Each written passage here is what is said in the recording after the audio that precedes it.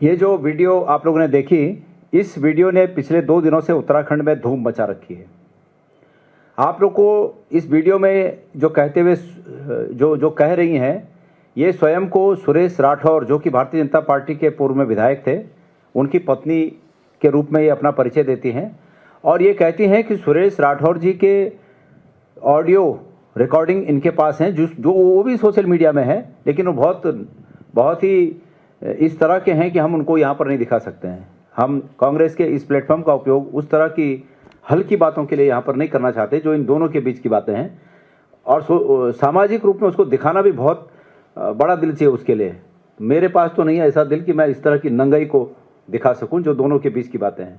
लेकिन उस बातचीत में ये है कि सुरेश राठौर जी ये कह रहे हैं कि अंकिता भंडारी हत्याकांड में अंकिता की जो हत्या हुई, वो हत्या इसलिए हुई कि उसके ऊपर दबाव बनाया जा रहा था इन शख्स के लिए, जिनका नाम अभी इस मैडम ने लिया, गौतम। ये वर्तमान में भारतीय जनता पार्टी के उत्तराखंड के इंचार्ज हैं और बड़े लंबे समय से इंचार्ज हैं। तो जो नारा था कि बेटी बचाओ बेटी पढ़ाओ, असलियत में भारतीय जनता पार्टी की नियति इस रूप में सामने आई कि भारतीय जनता पार्टी की हकीकत क्या है बेटियों के प्रति। साथियों, एक चीज मैं ये कहना चाहता हूं कि अंकिता भंडारी हत्याकांड जब हुआ, उस दिन सबसे पहले शक की सुई इस रूप में जागी। ये शक इसलिए जगा कि रात को जब ये 3-4 दिन पहले उसकी वो हो गई थी, मतलब ये पता चल गया था कि वो कहीं गुम है। फिर जब उसकी बॉडी मिली तो उससे पहले ही उस कमरे को, जिस कमरे में होटल के जिस कमरे में वो रेसिडेंस के रूप में उपयोग करती थी, होटल मालिक ने जो कमरा उसे दे रखा था, उस कमरे को बुलडोजर से तोड़ा गया। बुलडोजर से तोड़ने के बाद उस कमरे के जो बिस्तर थे उस कमरे में, उन बिस्तरों को जलाने की कोशिश हुई। वो अधजले जो बचे उनको स्विमिंग पूल में डाल दिया गया। तो निश्चित रूप में ये शक प्रतीत हुआ कि ये सबूतों को मिटाने की कोशिश है।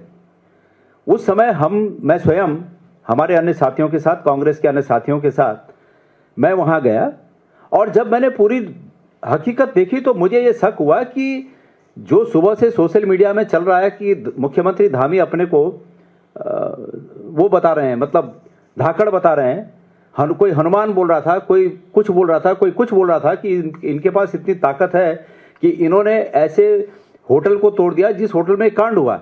लेकिन मुझे शक इस बात का हुआ कि अगर इनको उस होटल मालिक को नुकसान करना था तो उस होटल मालिक का निजी आवास बुलडोजर से, हरिद्वार में था तो बुलडोजर से वहां तोड़ते, उस होटल के उस कमरे को तोड़ने का क्या औचित्य था।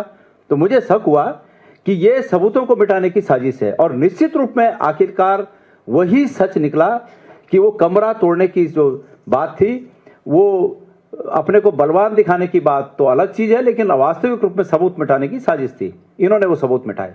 उसके बाद जब वो सबूत मिटाने पर क्वेश्चन खड़े हुए तो उसमें वहां की जो विधायक हैं रेणु बिष्ट, उनका नाम आया कि भाजपा की विधायक रेणु बिष्ट ने ऑर्डर किए थे।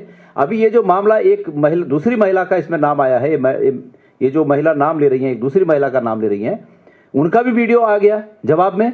उनका कहना है कि वो काम रेणु बिष्ट ने किया था। भारतीय जनता पार्टी, रेणु बिष्ट ने कहा कि मुख्यमंत्री ने किया था।